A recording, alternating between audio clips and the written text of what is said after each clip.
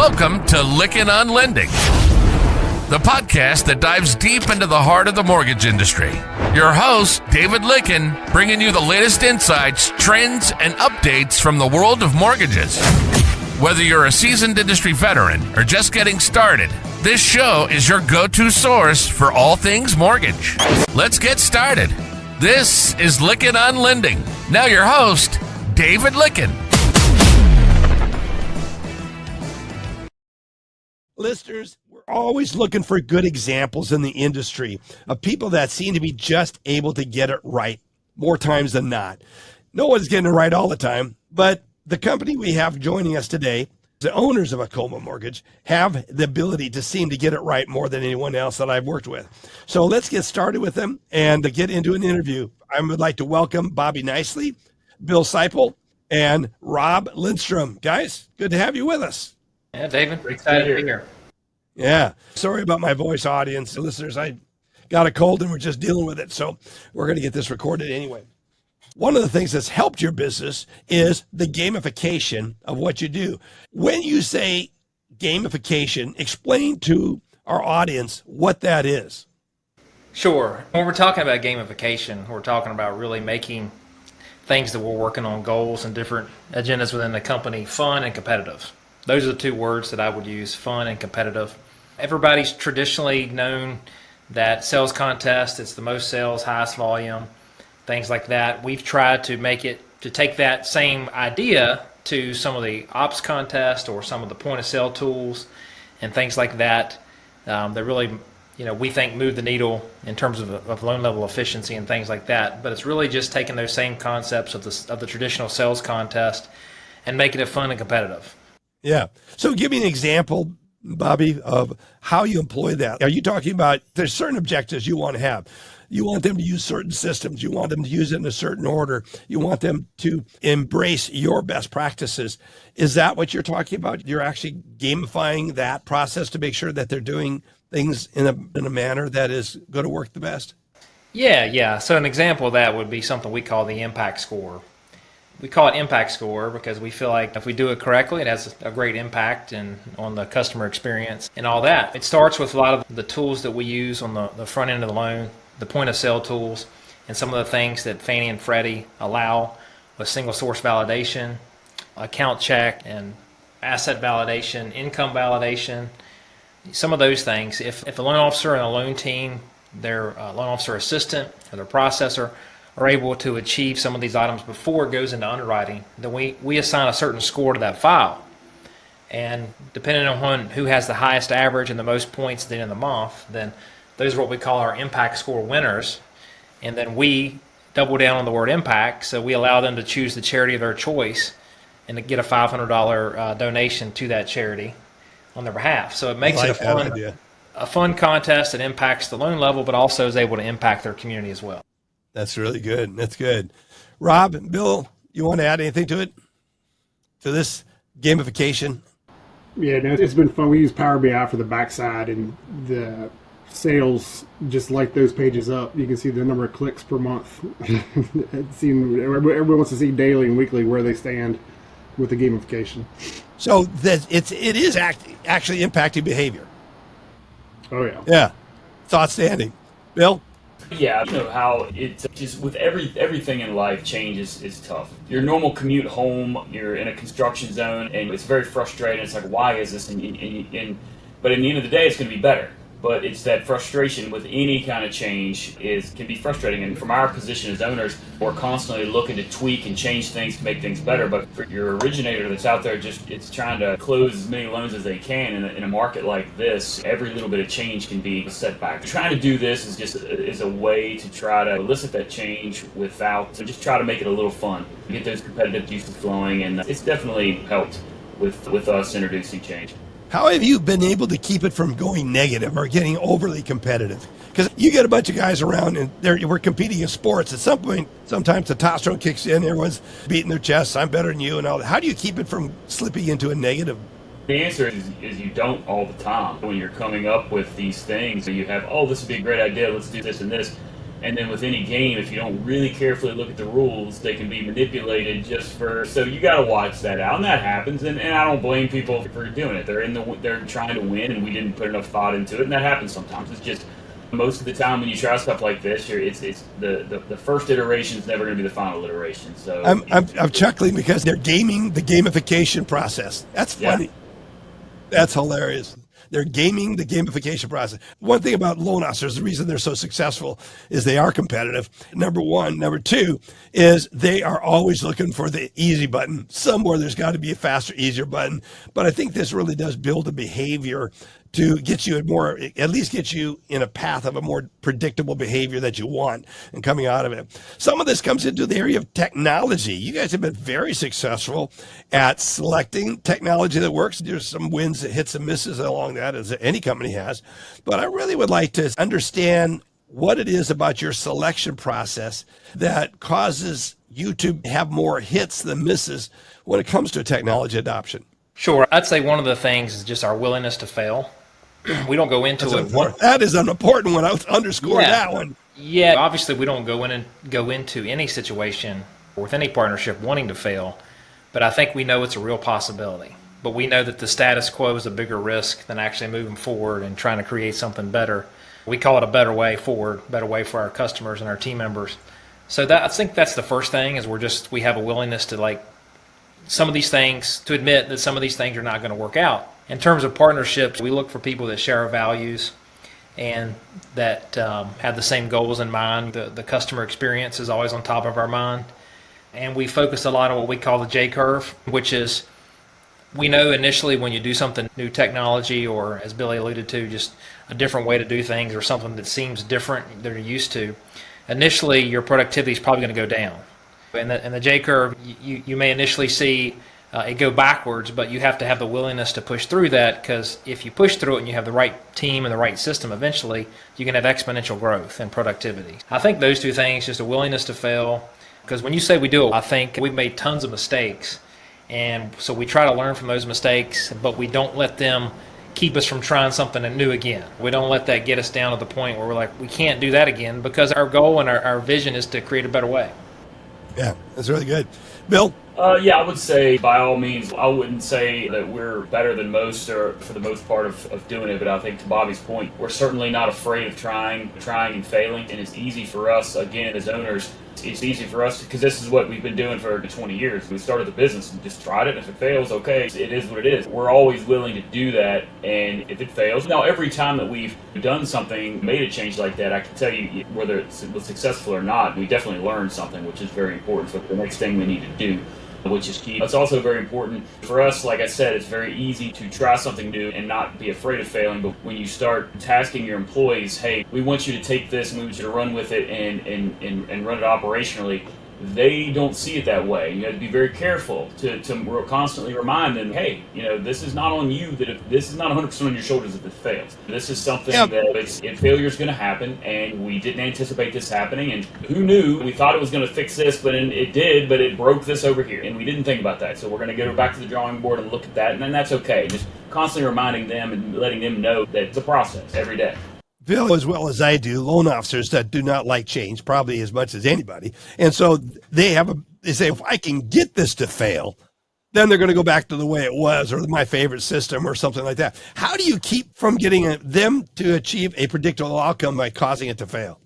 I'll say one thing there is, a few years ago, we made a decision to really invest a lot more in training resources. I think most mortgage companies, us included, over the last several decades, we've all ran pretty thin on training resources.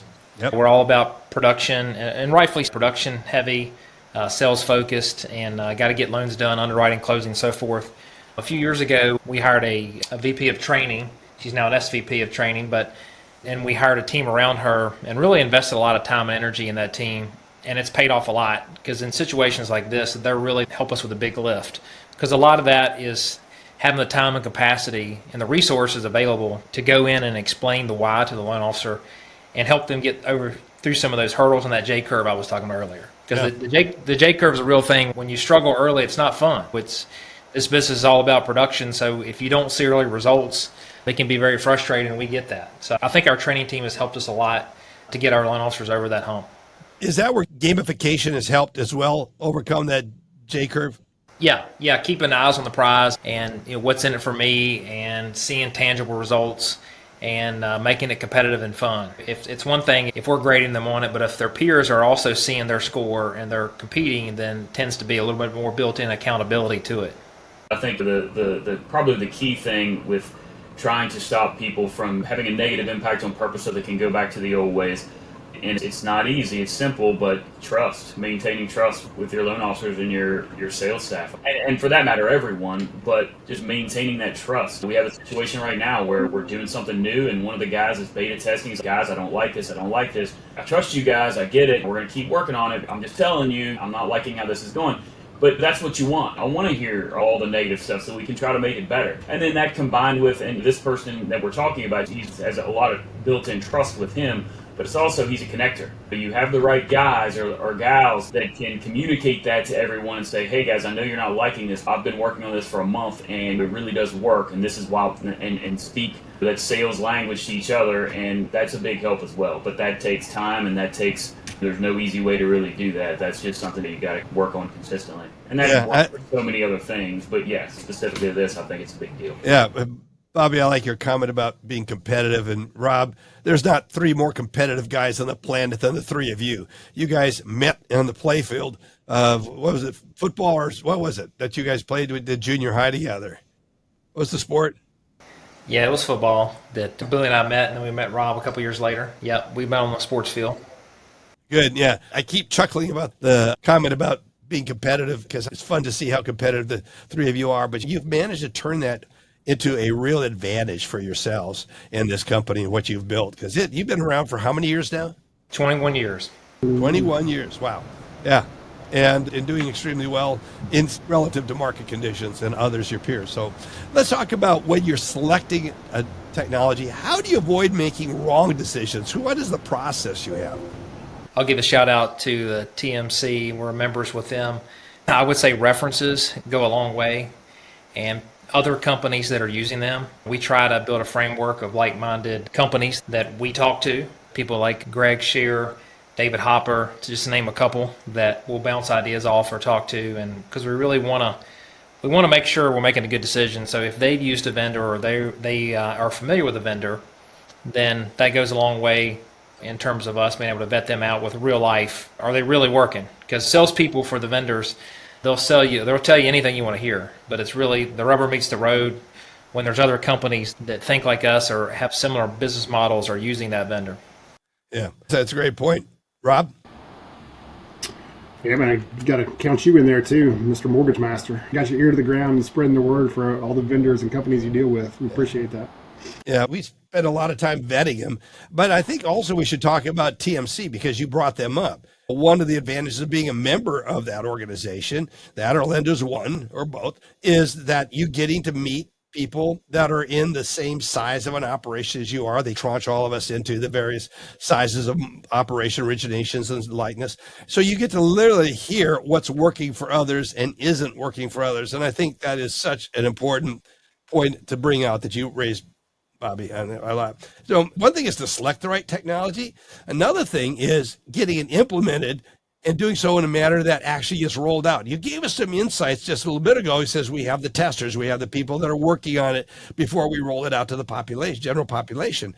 Talk a little bit about what has worked there and what adjustments have you had to make along the way? Sure. We all know VOE cost and loan level cost have dramatically risen the last few years. So Argyle, for instance, has been a great partner with us, and we've been able to significantly reduce our VOE cost with our partnership with them. And that's worked out well because they've also helped us with the galvanization with our sales team. They'll come to our live events, they'll get on calls with us and really lean into it. So it's not just about the tech piece, which is very important, but it's about helping us tell the story and show that it works. And answer, Billy was talking about feedback. That's really important. We need the feedback, and not everything works perfectly. And overcoming objections is a big part of it, and listening. And so we ask our partners, like, hey, we're going to roll this out. We're going to test this. We want you to help us with this feedback, and we want to make sure it's going to work for our sales team, because what we don't want to do is we don't want to push something just because we think it's going to work. We want to make sure it truly does deliver value to our sales team and to our borrowers and our customers. Yeah, so that would be one point. sword. Yeah. Bill? I would say that for us, I will say this: we probably wear the vendors out. I'm assuming that we wear them. You out wear the so much vendors more out. than- That's funny. But I don't know. But it's like you got to look at it like a lot of these things. I look at it like a sieve, right? It's like the three of us. Lots of things sound cool to us when we hear it from a vendor. So like that passes our test. It's very easy to pass our test. But normally, it's us three and one other person that gets on there and initially does the initial taking a look at this technology, and then we invite a few more people that's a little bit more discerning than us. So it's a little bit smaller holes to get through and then continue it down, and we might do a demo like 7 times. And I know it's got to be frustrating, but you do a demo set up to. Like, I'm not going to say that many times. We've done demos. You do a lot. Because it's like we've seen it. Okay, now we want some other people to see it. Now they're like, okay, it passes our test. We want some more people to see it, and we want to really try to get as many people, the actual seats at the table, that's going to be using the technology to see it, and before we make a call to do it. So it's probably frustrating for them, but I think in the long term it's better to. Hey, they're interested in the successful implementation as well as anybody. So the fact that you're putting them through a few more paces is maybe frustrating in the moment, but the reality is we're all getting a better outcome out of it. That's really good. Rob, you want to add anything to that? Yeah, one of our core values is agility, and so we never want to force the sales or ops guys into a particular corner. So just as Billy commented, we're always going back to the vendors asking for, hey, we got to change this up just a little bit. Yeah, it's really good. Yeah, well, Rob makes a good point there, if I could jump in. That's one of the things we look for our vendors is people that are willing to possibly change their product or adjust the product with the needs to the business. And we have our best relationships are with people that can do that consistently, because this business is always changing and everyone has to change with it. And it's really tough when you have a vendor that's like, nope, this is how we do it. And you're like, okay, I guess we'll have to find somebody else. What's really interesting, which gets me into the third point I want to cover in this interview, which is really your culture, the testimonies you have. I've seen companies that you would say is an all sales culture, and the operations people suffer. You seem to have found a way to value both sales. I've been at your sales rallies. I've been in the happy hours afterwards, and it's not sales on one side of the room and ops on the other side. You seem to somehow found a way to integrate everyone getting along and valuing each other. I want to start with a testimony about that. How have you guys pulled that off? We would like to take credit for that, but credit for that really has to go to our people. Just between our sales. But it comes from leadership, Bobby. I agree with you, but it comes from leadership at the top. There's many organizations that if you took over and ran, I suspect you'd have a different outcome, because the way you guys have gone through the process of intentionally making sure all departments, all aspects of the company, regardless of the most boring aspect, seemingly insignificant, nothing's insignificant, but seemingly insignificant, you found a way to put value into all of them. Yeah, I think the thing that, like I said earlier, we made a lot of mistakes over the years, but leaning in and just saying, hey, let's talk about this, whether it's sales that's frustrated or ops that's frustrated, getting them to talk to each other and listening to each other. We've done a lot of workshops. The most recent we did was around unreasonable hospitality.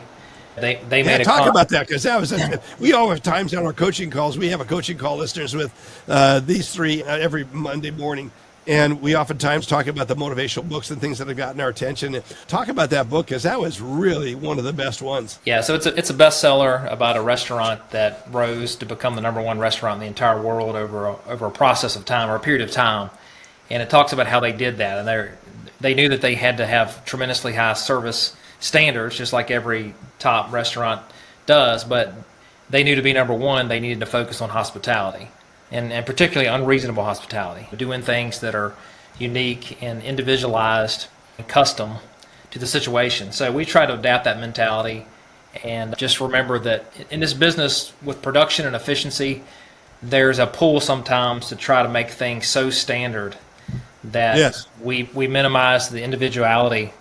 And so we've really tried to embrace the individuality of our branches, our loan officers, our communities, because they're all different. One community is not exactly like the other, and one has different needs than the other. So we really tried to lean into that and not just make it all about efficiency. It's about how can we serve the needs of our customers. And that book and that workshop was all about that. Like each customer that comes into that restaurant, much like each customer gets a mortgage, has a unique story. So how can we best serve that person or that branch or that community? It's not the same for everybody. So we got to be careful to say everybody likes this or everybody assumes this, and challenge that and really listen to our customer, which one of our customers is our loan officer. So what are they looking for? And with our ops folks, they're our team members. They're very important. What are they looking for? What drives them? What motivates them? And trying to connect those dots together and get them together on that, talking, sharing thoughts. The more that sales and ops can be together, we've seen that it drives deeper relationships, and they're less likely to feud and fight and throw temper tantrums. They're still going to have disagreements because that's life, but if they know each other better and they understand each other and they know what drives each other, the chances of that escalating are a lot smaller. Yes. Yeah, I agree with you. Rob, you want to add in on that? Yeah, the culture, another core value is sincerity. I think we're not making anybody change and conform to us. We want their feedback and their opinions, and I think that just ripples across the company. You don't have to conform to Alcova. You can be you. Yeah, to what Bobby was saying, some of our best times for me is when the company comes together at our 2 power-ups a year and the Christmas party. Everybody gets to meet new faces, shake hands, hang out a little bit, and make those deeper connections. Yeah, it's so true. And it's fun. The three of you have 3 very distinctly unique personalities and skill sets. How have you gotten that to work? I think that's part of it that helps us, is that we're not the same people. And the fact that there's 3 of us, the chances are pretty high that when one of us is in a bad mood, the other 2 are in a better mood, and we can pick each other up and play off each other and see different perspectives from each other. So we know that obviously we work together long enough now, we know how each other are going to approach a certain situation, but still having that perspective is powerful, because it's really important, because as a leader, sometimes you want to make the quick decision, or you want to go ahead and say, all right, this is what's got to be done. So I think it's really good built-in checks and balances where even though we're unified, we check each other and we're able to say, wait a minute, are we sure this is the right decision? Because obviously you want to make the right decision, not just a quick decision. Yeah, exactly right. Yeah. All I do is just pick up Bobby's half-drink coffee cups and have to help Billy turn his computer on every day. That's funny. Thank you for that, Rob. I would like to hear some testimonies that you guys have done. Some of the things you guys, whether it be your organization, your management style, even when I talk to your vendors and your counterparties, I'm thinking of one of your warehouse lenders that I'd love to promote them. You're welcome to if you want. But they all just look to you guys as something they admire. You exemplify something. It's almost like they would like to come to work for you if they could, but they get to work with you as a vendor. Talk about that. I was just going to say, I mean, we don't like talking about each other, but when it comes to testimonies, our people really shine through on that. During COVID, when the whole world was trying to figure out what was going on, we had our team really rallied, and not just for each other and for our borrowers, but for the communities. We did a lot of pouring into the communities, and we went into local businesses that were struggling. We bought a bunch of gift cards, and we had some contests in the local community through our social media geared towards the local businesses that were suffering, restaurants that had to close down or were just doing delivery only and things like that. And we knew we're struggling financially, really trying to help lift them up and support them as best we could, and just do a lot of community outreach. And then we had a makeshift daycare center that our team set up and ran so that our workers could come here and bring their kids since there was no school. Things like that really stand out to me, where we just have a lot of people that are willing to do whatever it takes to roll up their sleeves. And Rob's talking about the core values, which courage, agility, sincerity, and tenacity. And we saw a lot of those during COVID. We've seen a lot of them the last couple of years when the market's been really difficult. We had a situation where our ops staff was sending out motivational videos to our sales staff because they knew how tough it was on the loan officers. So they took turns sending out videos and messages and just basically telling the sales staff, we know it's hard. We're here for you. So when you do have a loan, maybe it's your only loan that month, or you're struggling to get in your next loan, we want you to know that we're here for you when you do get that loan. And we're going to help you get it closed. We're going to help you shine. We're going to help you get more referrals because, hey, we're all in it together. How do you deal with disciplinary issues where you have to discipline? What's the process you guys go through? Because a lot of it is if we're not disciplining our organization or working with it, we're failing in some way, shape, or form. That's usually where Billy and I go home for the day and let Rob handle it. Rob is direct to the point. I think it's more just real-time feedback in the moment. Luckily, discipline is not really a big word at Alcova, so I think that's fortunate that we can say that. Yeah, that's really good, because if you're dealing with it on the spot every inch, if it's off just 2 degrees, it's better to correct it. Like an airplane, you're flying, you're just a 0.3 off of your compass. You go long enough, and that gets to be a pretty good distance you have to come back to. So jumping on it and making the appropriate course corrections immediately solves a lot of the issues. That's good. Yeah, it all comes back to customer service. If you're offering customer service to the sales staff and to our actual public customers, if you're doing that, you're doing something right, not wrong with us. So not everyone does it perfectly. How do you handle it when someone tried but failed in the customer service area? How do you deal with that?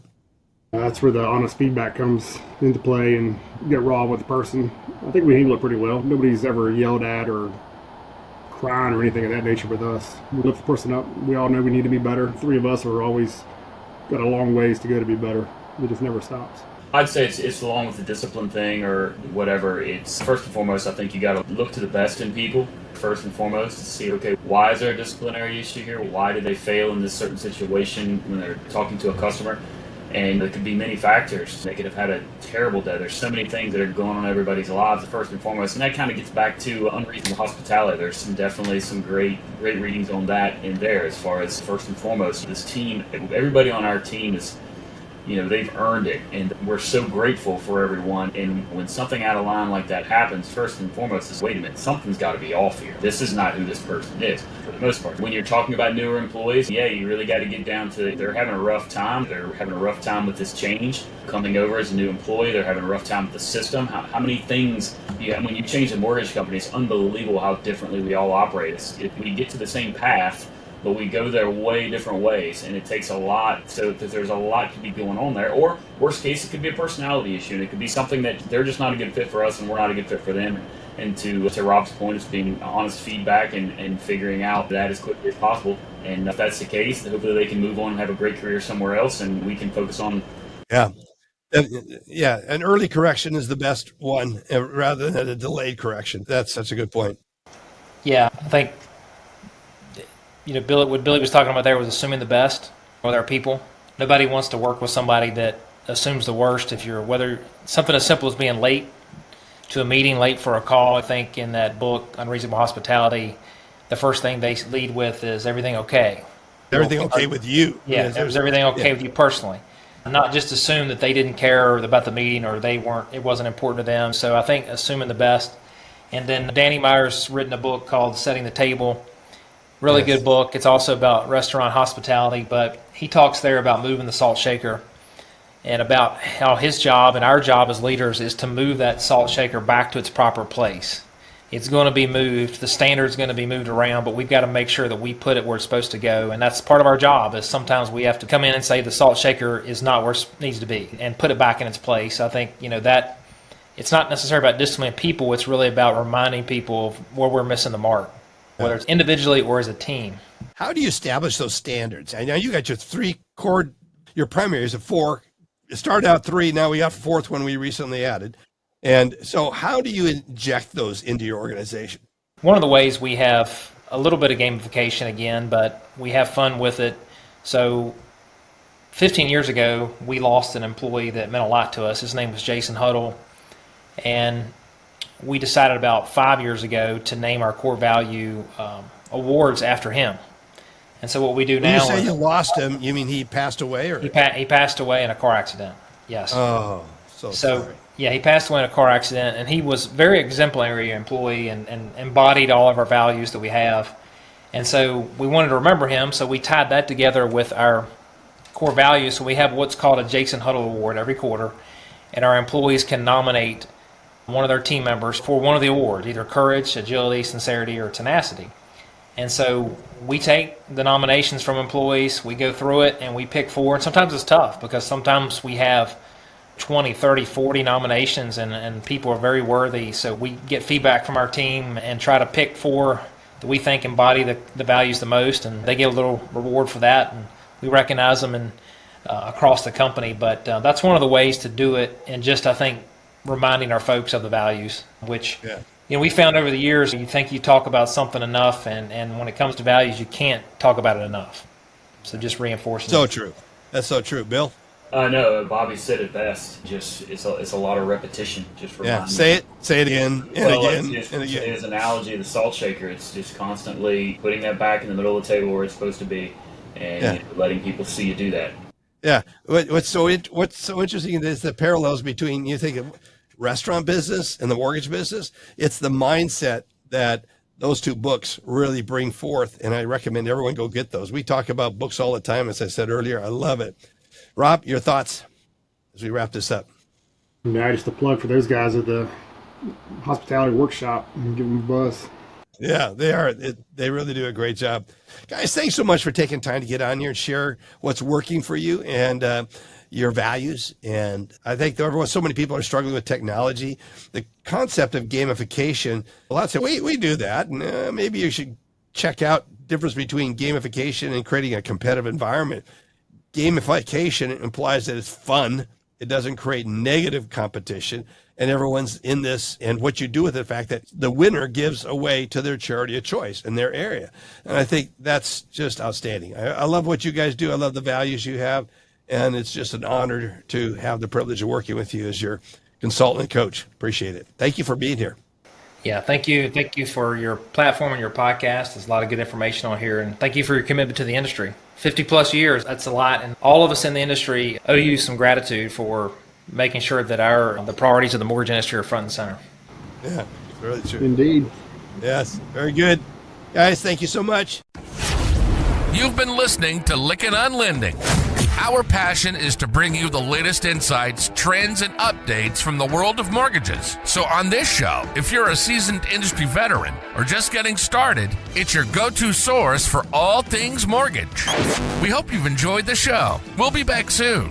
Take care, and we'll see you next time on Lykken on Lending.